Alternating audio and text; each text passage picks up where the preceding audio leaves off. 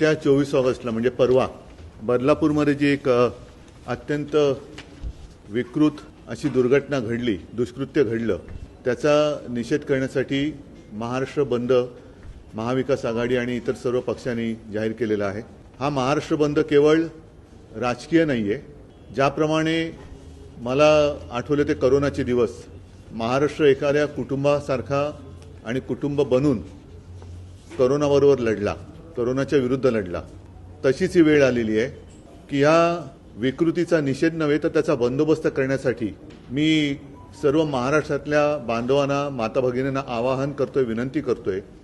हे परवापासून जे काही घडतंय हा जनतेचा उद्रेक आहे, जनतेचा उद्वेग आहे आणि त्या उद्वेगाला वाचा फोडण्यासाठी हा 24 ऑगस्टचा बंद आपण करतो। हा माझ्या बहिणीचा, माता भगिनीच्या रक्षणासाठी आपण किती जागरूक आहोत हे दाखवण्यासाठी हा बंद आहे। तर स्वतःहून, म्हणून मी कोरोनाचा उल्लेख केला की स्वतःहून हा बंद पाळला पाहिजे, तर आपण सगळे एक होऊन या विकृतांना सुद्धा एक मनामध्ये दहशत आपण बसू शकतो आणि त्यासाठीच या उद्वेगाला आणि उद्रेकाला वाचा फोडण्यासाठी हा परवाचा बंद आहे।